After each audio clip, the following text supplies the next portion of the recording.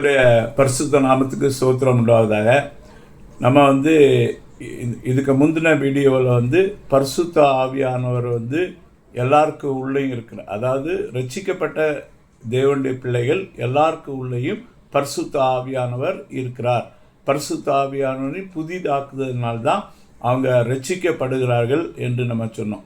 அதனால் பெந்தேகோஸ்தே சபைகள் சொல்கிறது மாதிரி அவங்கள தவிர மற்ற யாருக்கும் பரிசுத்த ஆவியானவர் இல்லை அப்படின்னு சொல்வது தவறான கூற்று. அதோட உண்மை என்னவென்றால் எல்லாருக்குள்ளும் பரிசுத்த ஆவியானவர் இல்லாவிட்டால் ஒருவன் மறுபடியும் பிறக்க முடியாது. அது மறுபடியும் பிறந்த மனிதர்கள் தான் வேதத்தை நேசிப்பார்கள், வேதத்தை வாசிப்பார்கள், ஜெபம் பண்ணுவார்கள். அவர்கள் தேவனோடு கூட உறவாட முடியும், தேவனுடைய வழிநடத்தலை பெற முடியும், தேவனுடைய வார்த்தையுடைய அர்த்தத்தை சொல்ல முடியும். அவர்கள்தான் அந்த பரிசுத்தாவின் புதிதாக்குதலினால்தான் ஒருவன் மறுபடியும் பிறக்கிறான். ஒருவன் கிறிஸ்துவுக்குள் இருந்தால் புது சிருஷ்டியாக இருக்கிறான் என்று சொல்கிறதை நாம் பார்த்தோம். இந்த பரிசுத்த ஆவியானவர் தண்ணிக்கு ஒப்பனையாக இருக்கிறார். அது இயேசு கிறிஸ்து யோவான் எழுதின சுவிசேஷம் 7:36 சொல்லும்போது தன்னை விசுவாசிக்கிறவருடைய இருதயத்திலிருந்து ஜீவ தண்ணி உள்ள நதிகள் புறப்படும் என்று சொன்னார். அது பரிசுத்த ஆவியானவரை குறித்த அவர் பேசினார் என்பது அதற்கு பின்னாடி வசனங்களே அது சொல்லப்பட்டிருக்குது. ஸோ நம்ம பரிசுத்த ஆவியானவருடைய அனுபவம் உண்டு. தண்ணி நம்ம எல்லாருடைய உடலில் இருக்கிறது போல் அது 60% நம்ம உடம்பு தண்ணியினால் ஆனது போல் பரிசுத்த ஆவியானவர் மறுபடியும் பிறந்த கிறிஸ்தவர்களுடைய ஆவியில் அவர் ஆவியினால தான் அவங்க புதிதாக்கப்பட்டு பிறந்தார்கள். ஆகையினால அவர்கள் ஆவி இல்லாதவர்கள் அல்ல என்பதை குறித்து நாம் பார்த்தோம். இந்த வீடியோவில் நம்ம எதை பார்க்குறோம் என்று சொன்னால் பரிசுத்த ஆவியானவருடைய அபிஷேகம், அது நிறைவு, அது நமக்கு அவசியம் என்பதை நாம் பார்க்கிறோம். இயேசு கிறிஸ்துவை குறித்து நம்ம பார்க்கும்போது அவர் பரிசுத்த ஆவியினால தான் கற்பந்தரித்து பிறந்தார் என்பதை நம்ம லூக்கா எழுதின சுவிசேஷம் 1ஆம் அதிகாரத்தில் 32 வசனங்கள்லேருந்து 30ஆம் வசனத்துலேருந்து நம்ம பார்க்க முடியும்.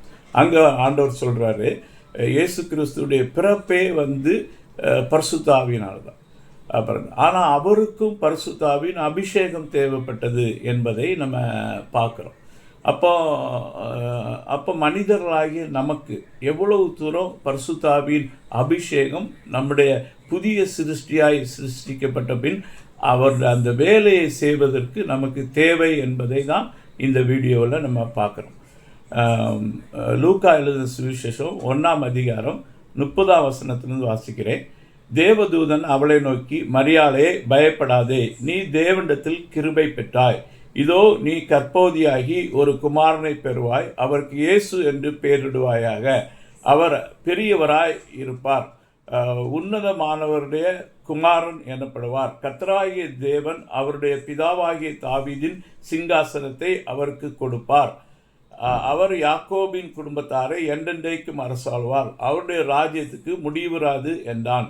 அதற்கு மரியாள் தேவதூதனை நோக்கி, இது எப்படி ஆகும்? புருஷனை அறியேனே என்றாள். தேவதூதன் அவளுக்கு பிரயுத்தரமாக, பரிசுத்த ஆவி உன்மேல் வரும், உன்னதமானுடைய பலம் உன்மேல் நிழலிடும், அதனால் உன்னிடத்தில் பிறக்குது பரிசுத்தம் உள்ளது, தேவனுடைய குமாரன் எனப்படுவார்.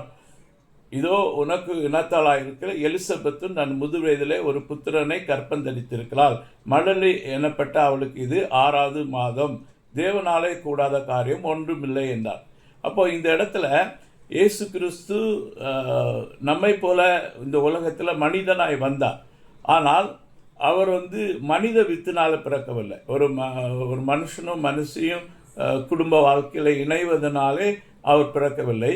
அவருடைய பிறப்பு வித்தியாசமானது. அது பரிசுத்த ஆவியினாலே தேவனுடைய வார்த்தை அவருடைய கற்பத்தில் வைக்கப்பட்டது.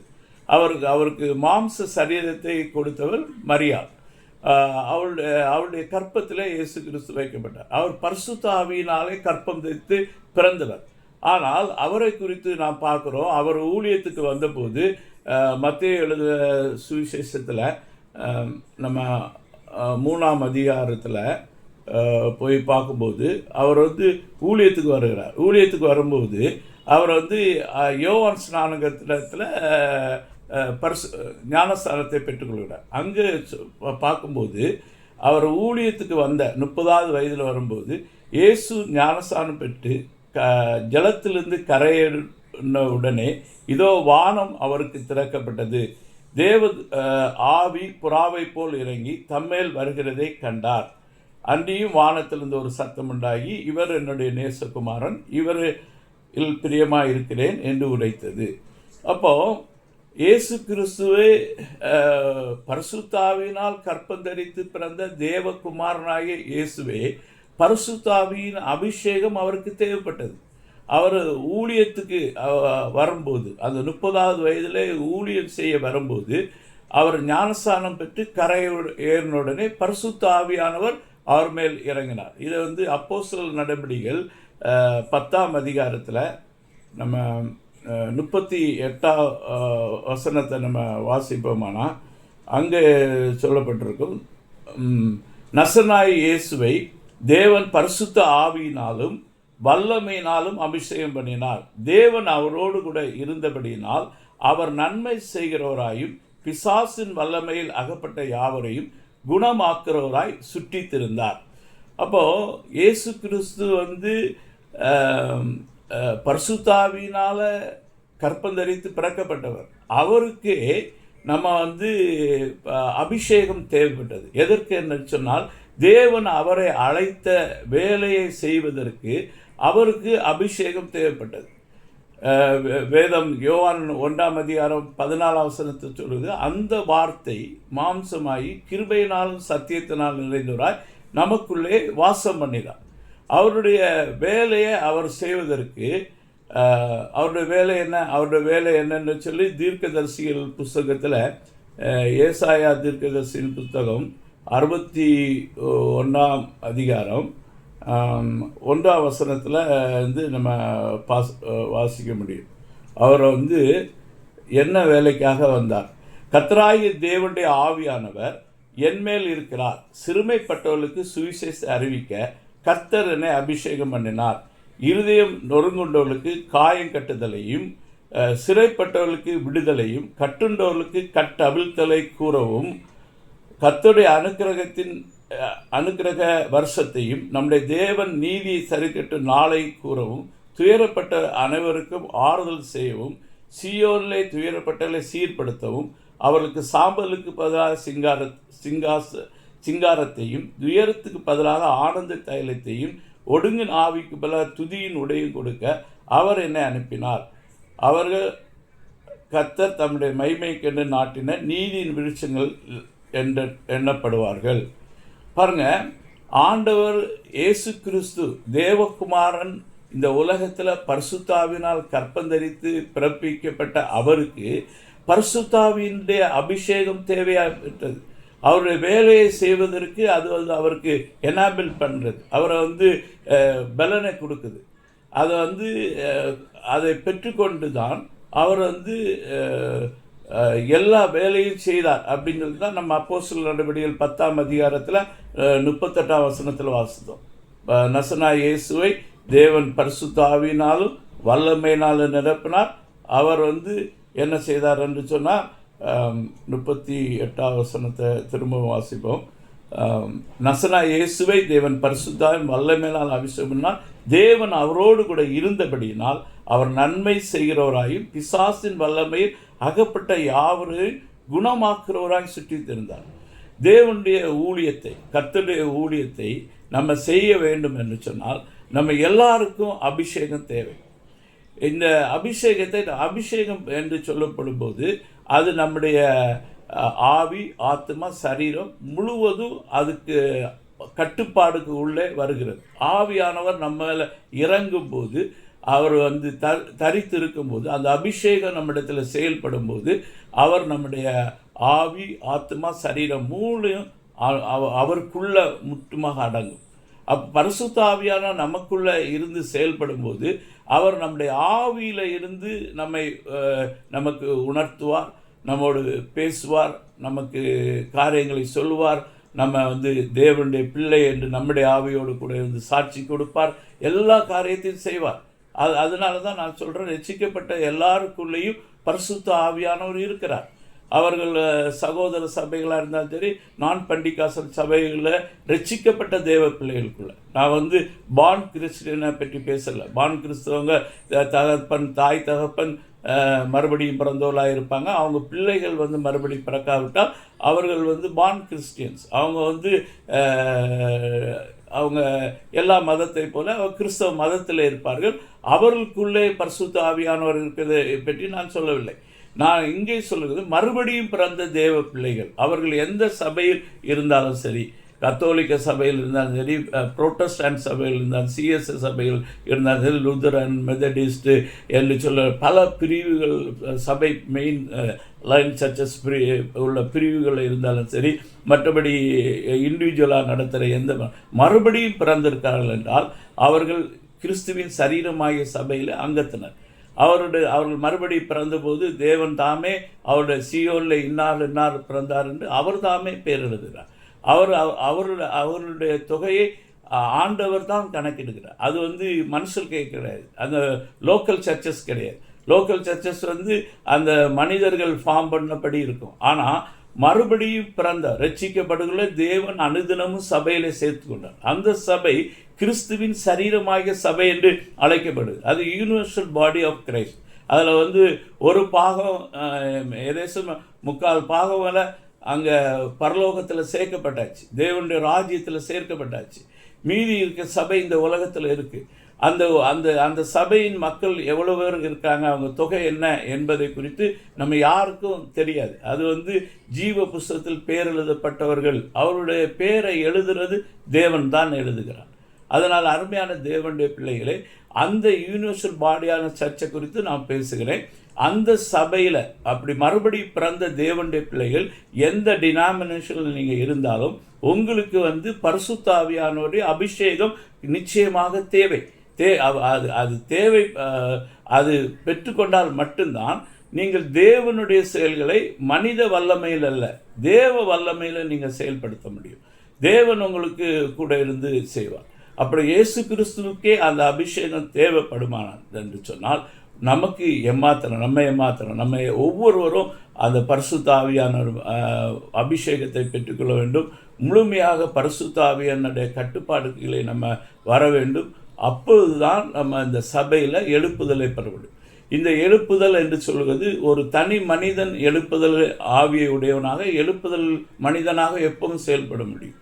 எல்லா மனிதர்களும் தேவ சித்தம் செய்கிறவர்களாக இருந்தால், ஒரு குடும்பத்தில் இருந்தால் அந்த குடும்ப மக்கள் முழுவதும் ரிவைவ்டு எழுப்புதலை அனுபவிக்கிற பிள்ளைகள்.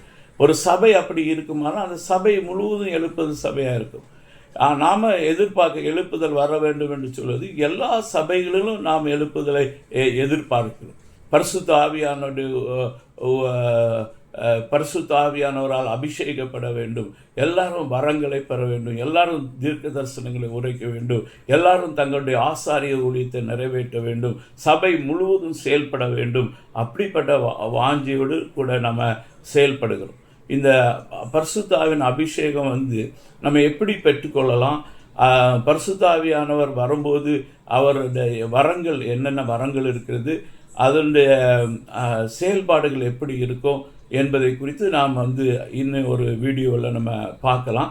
இந்த வீடியோவில் அபிஷேகம் என்று சொல்லுகிறது 2, இது பரிசுத்த ஆவியின் அனுபவம் என்று சொல்ல 2 அனுபவம் என்பதை இதற்கு முந்தின வீடியோவில் நம்ம பார்த்தோம். அது வந்து நமக்கு உள்ள தண்ணி எப்படி நம்முடைய சரீரத்தில் இருக்குதோ அதே போல் நம்முடைய ஆவியில் தேவனுடைய ஆவியான இருக்குது. அது ரட்சிக்கப்பட்ட மறுபடியும் பிறந்த பிள்ளைகள் அனைத்து சபை பிரிவினருக்குள்ளும் ரட்சிக்கப்பட்டவர்களுக்கு உள்ளே அந்த பரிசுத்த ஆவியானவர் இருக்கிறார். அவர்கள் ஆவியினால் வழிநடத்தப்படுகிறவர்கள், அவர்கள் ஆவியினால் மறுபடியும் பிறந்த பிள்ளைகள் என்று பார்க்கலாம். 2வது, இது வந்து நம்ம இந்த அபிஷேகம் நம்ம வந்து தேவனுக்கு ஊழியத்துக்கு நம்ம ஆயத்தப்படுத்துகிறதும் தகுதிப்படுத்துகிறதும் நம்மை மறுபடி பிறக்க வைக்கிறதும் எல்லாம் இந்த பரிசுத்த ஆவியானவர் செய்கிறார். இது நம்மால் உண்டானதல்ல, இது தேவனுடைய ஈவு என்று சொல்லி நம்ம பார்த்துக்கிறோம். 2வது, பரிசுத்த ஆவியானவருக்கு உள்ளே வருது. இது வந்து இந்த பரிசுத்த ஆவியான நமக்குள்ளே வருகிற அனுபவம். ஒன்று. இனி ஒன்று, நம்ம பரிசுத்த ஆவியானவரை ஆட்கொள்ளப்பட்டு அவருக்குள்ளே நம்ம வருகிற அனுபவம் தான் பரிசுத்த ஆவி அபிஷேகம். அது நமக்கு தேவை என்னன்னு சொன்னால், நற்கிரிகளை நாம் செய்யும்படிக்கு அது நம்மை பலப்படுத்தும், நம்மை தைரியப்படுத்தும், அதற்கான ஆற்றலை கொடுக்கும். அந்த அபிஷேகத்தை நம்ம யாரும் நிராகரிக்க வேண்டாம். இந்த கடைசி நாட்களிலே மாம்சமானவர் யாவர் மேலும் அவர் தன் ஆவியை ஊற்றுவேன் என்று சொல்லியிருக்கிறார். அந்த வசனத்தின்படி நம்ம எல்லாருக்கும் அவர் அந்த அபிஷேகத்தை தருவார். அது உங்களுக்கு உங்கள் வேலைகளை செய்வதற்கும் நல்ல ஞானத்தை தருவதற்கும் அது உங்களுக்கு பிரயோஜனமான ஆவியானவர். அந்த ஆவியானவர் நமக்குள்ளே வரும்போது ஒரு வசனத்தை மட்டும் நம்ம வாசித்துருவோம். ஏசாயா தீர்க்கதரிசியின் புஸ்தகத்தில் 11ஆம் அதிகாரம் 1ஆம் வசனத்தில் நம்ம பார்ப்போம். 1 படிக்கலாம். ஈசா என்னும் அடிமரத்திலிருந்து ஒரு துளிர் தோன்றி அவர் வேர்களிலிருந்து ஒரு கிளை செழிக்கும். ஞானத்தையும் உணர்வை அருளாலையும் ஆவியும், ஆலோசனையும் பலனை அருளும் ஆவியும், அறிவையும் கர்த்தருக்கு பயப்படுகிற பயத்தை அருளும் ஆவியும் ஆகிய கர்த்தருடைய ஆவியானவர் அவர் மேல் தங்கியிருப்பார். இந்த குறித்து நம்ம விளக்கமாக அடுத்த இதில் பார்க்கலாம். அந்த ஆவியானவர் வரும்போது அது ஞானம் உணர்வு வரும், ஆலோசனையும் பலனையும் கொடுக்கும் ஆவியும், அறிவையும் கர்த்தருக்கு பயப்படும் பயத்தையும் கொடுக்குற ஆவி. இந்த அபிஷேகத்தை நீங்கள் வேண்டான்னு யாரும் எந்த சபை பிரிவினரும் சொல்லாதீங்க. ஆண்டவர் எல்லாருக்கும் கொடுப்பார், எல்லாரும் பெற்றுக்கொள்ள முடியும். அந்த நாட்களில் அந்த தீர்க்க தரிசன நிறைவேறுதலின் நாட்களில் நம்ம இருக்கிறோம். சபையானது எடுத்துக்கொள்ளப்படுவதற்கு முன்பு உலகளாவிய ஒரு எழுப்புதல் சபையை டச் பண்ண வேண்டும், சபைக்குள்ளே வர வேண்டும். இதில் எந்த டினாமினேஷன் பேரியரும் இல்லாமல் எல்லாருக்குள்ளேயும் தேவன் இந்த அபிஷேகத்தை தருவார். நாம் அதை பெற்று அனுபவிப்போம். கர்த்தருடைய வேலையை நாம் செய்து முடிப்போம். கர்த்தர் தாமே இந்த வார்த்தைகளாலே நம்மை ஆசீர்வதிப்பாராக. ஆமென்.